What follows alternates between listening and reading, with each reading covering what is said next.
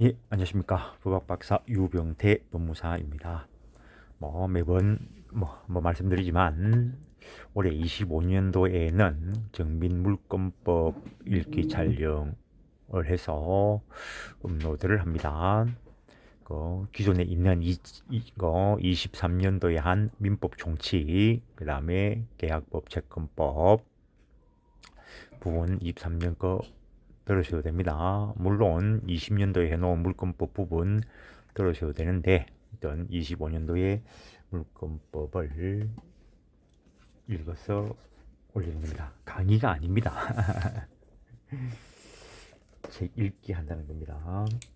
자, 오늘은 정민물권법 47페이지 보십니다.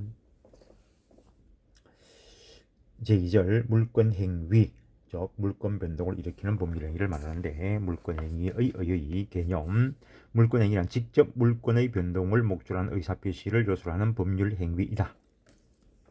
법률행위라는 것이 직접 권리 변동을 목적으로 하는 의사표시를 요소로 하는 법률 요건을 말하는데, 그 중에서 물권 변동을 목적으로 하는 법률행위를 물권행위라 한다. 법률행위로서의 물권행위의 요건, 물권행위도 법률행위인 바 일반적인 관념을 확인하는 겁니다. 물권행위도 법률행위의 일반적인 성립 요건과 일반적인 효력 요건을 구비하여 그 행위자가 원하는 효력이 발생할 수 있다. 물론 물권행위로서 효력을 발생시키기 위한 특별 효력 요건으로 그 물권행위라는 처분행위를 하는 자에게 처분권이 있어야 할 것이다. 또한 종국적으로 법률행위에 의하여 부동산 물권을 변동시키기 위해서는 등기가 있어야 할 것이며, 법률행위에 의하여 동산물권을 변동시키기 위해서는 인도, 즉 점유 이전이 있어야 할 것이다. 담보물권 설정의 특별 요건으로서는 당연히 비담보 채권의 존재가 전제되어야 한다는 것, 담보물권의 성질, 부종성 때문에 그렇다는 것, 그런 것들은 나중에 담보물권을 공부하게 되면 알아지는 겁니다. 물권행위와 채권행위의 구별, 민법 총칙에서도 하고 왔습니다. 채권의 발생을 목적으로 하는 법률행위로서 이행의 문제가 남는다는 것, 채권행위는. 예컨대 갑과 을 간에 갑 소유의 토지에 대한 매매 계약이 있는 경우에 갑은 토지의 소유권을 을에게 이전하여야 할 의무를 부담하고 을은 매매 대금을 지급하여야 하는 의무를 부담하게 된다.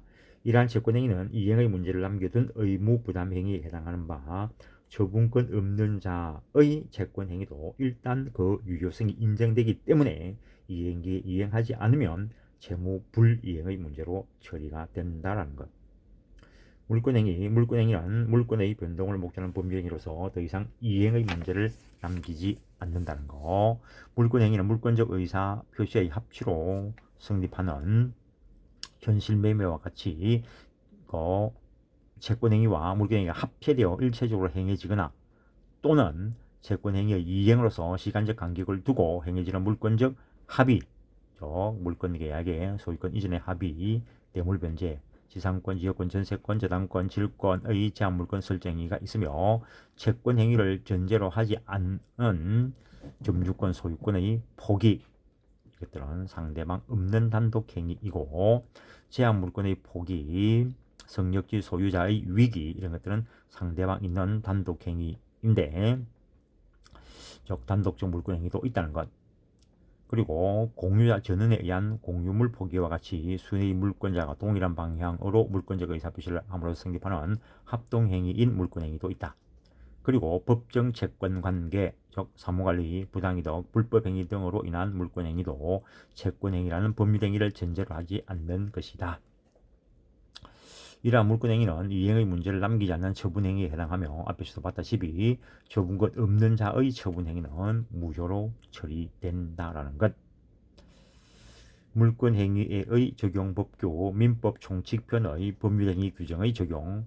물권행위도 법률행위에 해당하는 바 민법 총칙편의 법률행위에 관한 규정과 이론이 적용되면 당연하다. 즉 민법 총칙편의 당사자의 능력에 관한 내용, 목적에 관한 내용, 의사표시에 관한 이론, 대리제도, 무효와 취소, 조건과 기한에 관한 규정 등이 물권행위에도 적용된다. 당연한 이야기죠. 민법 총칙에 있는 법률행위는 물권행위와 채권행위에 공통된 것들을 민법 총칙에서 공부한 거죠. 채권편의 계약의 성립과 효력에 관한 규정의 적용 여부, 물권행위는 처분행위이므로 채권법 규정은 원칙적으로 적용되지 않지만 물권행위 중에서 물권적 합의, 즉 물권 계약에 대해서는 계약의 성립에 관한 의사의 합치 등 관련된 규정 당연히 성질이 허용하는 한 적용되며 계약법 총칙에 규정된 제3자를 위한 계약 이런 것도 물권 계약에 적용된다고 보는 것이 다수설이다라는 것. 물권 행위와 공시 방법과의 관계. 물권 행위와 공시 방법과의 관계에 관한 입법주의 앞에서도 잠깐 본 자리가 있습니다. 대항요건주의, 요거는 당사자 의사의 합치만 있으면 그때 물권이 변동된다고 보는 것이고, 이때 등기 등은 제3자에 대한 대항요건으로 작용한다. 그래서 의사 합치가 있는 그때에 거래가 일어난 것으로 처리되기 때문에 거래 신속은 보장한다. 그러나 유언적으로 처리하기 때문에 거래 안전이 저해될 우려가 있다. 앞에서 보고 왔습니다.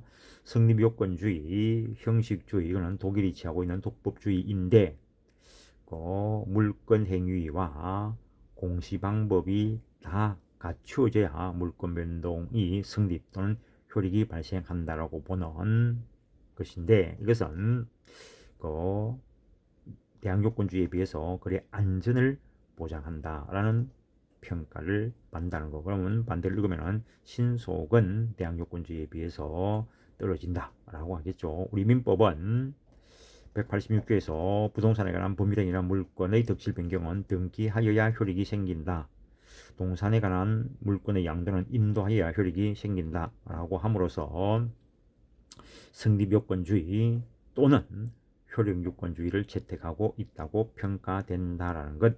등기의 위치에서 등기의 위치와 관련되어서 물권행위라는 법률행위의 성립요건으로 보는 견해도 있고 효력요건으로 보는 견해도 있고 별개의 요건으로 보는 견해도 있습니다. 대항요건주의와 성립요건주의는 법률행위와 물권 변동에 있어서만 적용되는 것이다. 의사주의와 형식주의 모두 공시방법을 필요로 하는데 의사주의에서는 그 공시방법이 대항요건으로 작용하고 형식주의에서는 그 공시가 성립요건 또는 효력요건으로 작용한다는 것. 현행법상 물권행위와 공시방법과의 관계, 공시방법을 성립요건으로 보는 견해도 있고 효력요건으로 보는 견해도 있고 또 다른 하나의 요건으로 보는 견해도 있다. 견해만 소개한 겁니다. 물권행위의 독자성과 무인성, 물권행위의 독자성 문제의 물권행위는 일반적으로 원인행위인 채권행위를 전제로 하여 시간적 간격을 두고 행해지는데, 이때 물권행위는 그 원인이 되는 채권행위와는 독립된 별개의 행위인가의 문제를 독자성의 문제라 한다는 것. 학설, 독자성 인정설, 물권행위는 채권행위와 구별되는 독립된 법률행위라는 견해. 그러나 이 견해에서도 채권행위와 물권행위가 합체되어서 행해질 수 없다고는 하지 않습니다. 합체돼서 행해질 수는 있다는 것.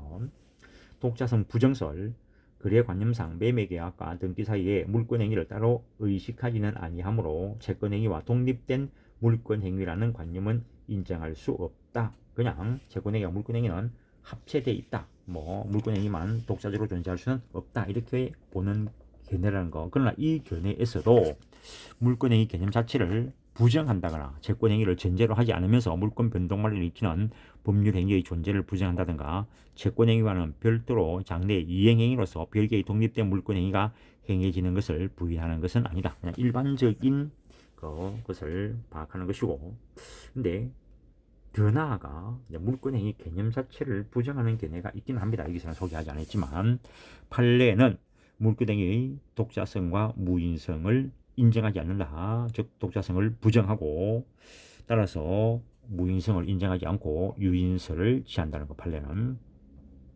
물권행위의 무인성 여부.